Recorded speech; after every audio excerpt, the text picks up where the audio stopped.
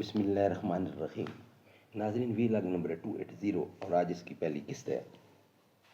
جو ہم آپ کے سامنے رکھ رہے ہیں۔ پیج ہے 213، معارف القرآن جلد 2، سورۃ آل عمران نمبر 3 اور آیت نمبر ہے 158۔ ناظرین، روزانہ کی بنیاد پر ہم آپ کے سامنے رکھ رہے ہیں قرآن کریم کا ترجمہ، تشریح، تفسیر اور تلاوت کلام پاک۔ ناظرین، اس کتاب کا ٹائٹل ہے معارف القرآن جلد نمبر 2، سورۃ آل عمران سے لے کر سورۃ النساء تک، پارہ نمبر 3 کا رکوع نمبر 9 سے لے کر پارہ نمبر 6 کا رکوع نمبر 4۔ رائٹر ہیں اس کتاب کے حضرت مولانا مفتی محمد شفیع صاحب عثمانی رحمۃ اللہ علیہ، مفتی اعظم پاکستان۔ نحمده ونصلي على رسوله الكريم، بسم الله الرحمن الرحيم۔ قال النبي صلی اللہ علیہ وسلم، خیرکم من تعلم القرآن وعلمہ۔ بہترین لوگ وہ ہیں جو خود بھی قرآن پڑھیں، دوسروں کو پڑھائیں، سکھائیں اور لکھائیں۔ ہے اسیری اعتبار افزا جو ہو فطرت بلند، قطرہ نیساں ہے زندان صدف سے ارجمند۔ مشق اظفر چیز کیا ہے، ایک لہو کی بوند ہے، مشق بن جاتی ہے ہو کر نافع آہوں میں بند۔ ہر کسی کی تربیت کرتی نہیں قدرت، مگر کم ہے وہ طائر کہ ہیں داموں قفس سے بہرمند۔ اعوذ باللہ السمیع العلیم من الشیطان الرجیم، بسم اللہ الرحمن الرحیم۔ یا ایہا الذین آمنوا لا تکونوا کالذی کفروا وقالوا لاخوانہم اذا ضربوا فی الارض او کانوا غزا لو کانوا عندنا ما ماتوا وما قتلوا لیجعل اللہ ذلک حسرۃ فی قلوبہم واللہ یحیی ویمیت واللہ بما تعملون بصیر۔ اے ایمان والو، تم نہ ہو ان کی طرح جو کافر ہوئے اور کہتے ہیں اپنے بھائیوں کو جب وہ سفر کو نکلیں، ملک میں یا ہوں جہاد میں، اگر رہتے ہمارے پاس تو نہ مرتے اور نہ مارے جاتے، تاکہ اللہ ڈالے اس گمان سے افسوس ان کے دلوں میں، اور اللہ ہی جلاتا ہے اور مارتا ہے، اور اللہ تمہارے سب کام دیکھتا ہے۔ وَلَئِن قُتِلْتُمْ فِي سَبِيلِ اللَّهِ أَوْ مُتُّمْ لَمَغْفِرَةٌ مِّنَ اللَّهِ وَرَحْمَةٌ خَيْرٌ مِّمَّا يَجْمَعُونَ۔ من اللہ ورحمۃ خیر مما یجمعون۔ اور اگر تم مارے گئے اللہ کی راہ میں یا مر گئے تو بخشش اللہ کی اور مہربانی اس کی بہتر ہے اس چیز سے جو وہ جمع کرتے تھے۔ وَلَئِن مُتُّمْ أَوْ قُتِلْتُمْ لَإِلَى اللَّهِ تُحْشَرُونَ۔ اور اگر تم مر گئے یا مارے گئے تو البتہ اللہ ہی کے آگے اکٹھے ہوگے تم سب۔ ناظرین، اسی کی ربط آیات جو نیکسٹ پیج پر ہے، یعنی 214 پر ربط آیت، پچھلی آیتوں میں منافقین کا یہ قول بیان کیا گیا تھا کہ لو کان لنا من امر شیء ما قتلنا ہاہنا، یعنی اگر ہمارا کچھ اختیار ہوتا اور ہماری رائے مانی جاتی تو ہم یہاں قتل نہ ہوتے، جس کو آگے بھی نقل کیا گیا ہے۔ ایسے اقوال کے سننے سے یہ احتمال تھا کہ مخلص مسلمانوں کے دلوں میں کچھ شکوک و شبہات نہ پیدا ہو جائیں، اس لیے مذکورہ بالا آیات میں مسلمانوں کو ایسے اقوال و احوال سے پرہیز کرنے کی اور موت و حیات کو صرف تابع تقدیر ہونے کی ہدایات دی گئی ہیں۔ ناظرین، اس کا خلاصہ تفسیر اے ایمان والو، تم ان لوگوں کی طرح مت ہو جانا جو حقیقت میں کافر ہیں، گو ظاہراً اسلام کا تقاضا کرتے ہوئے اسلام کا دعویٰ کرتے ہوں اور کہتے ہیں اپنے ہم نسب یا ہم مشرب بھائیوں کی نسبت،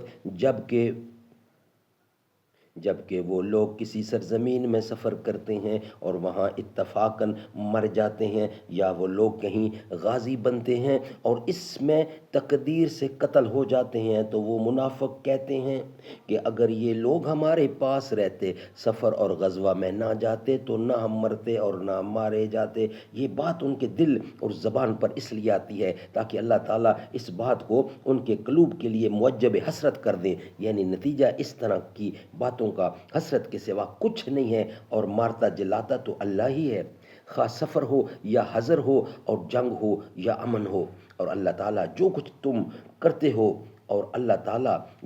کرتے ہو سب کچھ دیکھ رہا ہے۔ تو اگر تم بھی ایسی باتیں کر دیا کرو، اور اگر تم بھی ایسی باتیں کرو یا ایسے خیالات میں مبتلا ہو، تو وہ اللہ تعالیٰ سے پوشیدہ نہیں رہے گا، اور اگر تم لوگ اللہ کی راہ میں مارے جاؤ یا کہ اللہ کی راہ میں مر جاؤ، تو یہ کوئی خسارہ نہیں، نفع ہی نفع ہے، کیونکہ بالضرور اللہ تعالیٰ کے پاس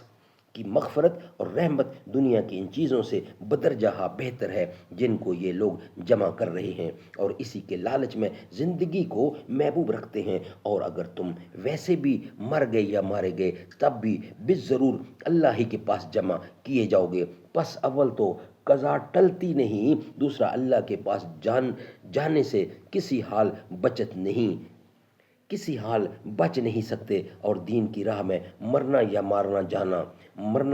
مارا جانا تو موجب مغفرت اور موجب رحمت ہے، تو پھر ویسے ہی مرنے سے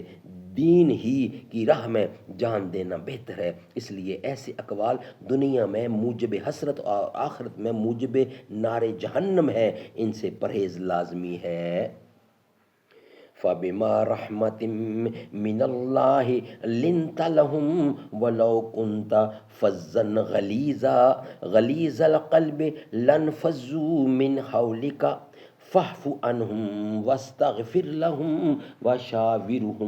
وَشَاوِرْهُمْ فِي الْأَمْرِ فَإِذَا عَزَمْتَ فَتَوَكَّلْ عَلَى اللَّهِ إِنَّ اللَّهَ يُحِبُّ الْمُتَوَكِّلِينَ۔ سو کچھ اللہ ہی کی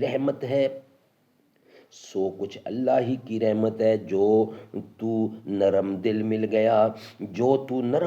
گیا ان کو، اور اگر تو ہوتا تند خو سخت دل تو متفرق ہو جاتے تیرے پاس سے۔ سو تو ان کو معاف کر اور ان کے واسطے بخشش مانگ اور ان سے مشورہ لے کام میں، پھر جب قصد کر چکا تو اس کام کا تو پھر بھروسہ کر اللہ پر، اللہ کو محبت ہے توکل والوں سے۔ ناظرین، اسی کا ربط آیات جو نیکسٹ پیج یعنی 215 پہ ہے وہ ہم آپ کے سامنے رکھ رہے ہیں۔ غزوہ احد میں بعض مسلمانوں کی لغزش اور میدان چھوڑنے سے جو صدمہ اور غم رسول اللہ صلی اللہ علیہ وسلم کو پہنچا تھا، اگرچہ آن حضرت صلی اللہ علیہ وسلم نے اپنے طبی اخلاق اور عادات عفو کرم کی بنا پر ان کو اس پر کوئی ملامت نہیں کی اور کوئی معاملہ سختی کا بھی نہیں کیا، لیکن اللہ تعالیٰ کو اپنے رسول کے ساتھیوں کی دلجوئی اور ان کے دلوں میں اس غلطی پر جو صدمہ اور اپنے قصور پر جو ندامت تھی، ان سب کو دھوکہ دینا منظور ہوا، تو اس آیت میں آپ کو مزید لطف و کرم کی ہدایت اور صحابہ کرام سے معاملات میں مشورہ لینے کا حکم دیا۔ ناظرین، خلاصہ تفسیر، بعد اس کے کہ صحابہ کرام سے ایسی لغزش ہوئی جس پر آپ کو ملامت اور مواخذہ کرنے کا حق تھا، خدا ہی کی رحمت کے سبب جو کہ آپ پر ہے، آپ ان کے ساتھ نرم رہے، اور اگر آپ خدا نخواستہ تند خو سخت مزاج ہوتے تو یہ بیچارے آپ کے پاس سے سب منتشر ہو جاتے، پھر ان کو یہ فیوز و برکات کہاں سے نصیب ہوتے۔ سو جب آپ نے برتاؤ میں ایسی نرمی فرمائی تو ان سے جو غلطی آپ کی تعمیل حکم میں ہو گئی ہے، اس کو دل سے بھی ان کو معاف کر دیجئے، اور ان سے جو غلطی اللہ تعالیٰ کے حکم میں کوتاہی ہی سے ہوئی، اس کے لیے آپ ان کے لیے استغفار کیجئے، اگرچہ اللہ تعالیٰ نے خود ان کی معافی اور مغفرت کا اعلان پہلے ہی سے فرما دیا تھا، مگر آپ کا ان کے لیے دعائے مغفرت کرنا مزید ان کے لیے مفید اور موجب تسلی ہوگا، اور ان سے خاص خاص باتوں میں بدستور مشورہ لیتے رہا کیجئے، تاکہ اس خصوصی لطف سے ان کے دلوں سے غم دھل جائے۔ پھر مشورہ لینے کے بعد جب آپ کسی ایک جانب رائے پختہ کر لیں، خواہ وہ ان کے مشورے کے موافق ہو یا مخالف ہو، تو خدا تعالیٰ پر اعتماد کر کے اس کام کو کر ڈالیے، یعنی اس کام کو کریں۔ بے شک اللہ تعالیٰ ایسے اعتماد کرنے والوں سے محبت رکھتے ہیں۔ سبحان اللہ، سبحان اللہ۔ ناظرین، اسی کا ہے معارف و مسائل، وہ ہم آپ کے سامنے رکھ رہے ہیں۔ مرشد و مربی کی خاص صفات، ناظرین یہ ہیڈنگ ہے اور یہ پیج ہے 216، اور مرشد و مربی کی خاص صفات، صحابہ کرام جو رسول اللہ صلی اللہ علیہ وسلم کے عشاق اور اپنی جان و مال سے زیادہ آپ کو عزیز رکھنے والے تھے، ان سے جب آپ کے حکم کے خلاف ایک لغزش صادر ہو گئی تو یہاں ایک طرف تو یہ خطرہ تھا کہ ان حضرات کو جب اپنی لغزش اور خلاف ورزی حکم پر تنبیہ ہوئی، تنبہ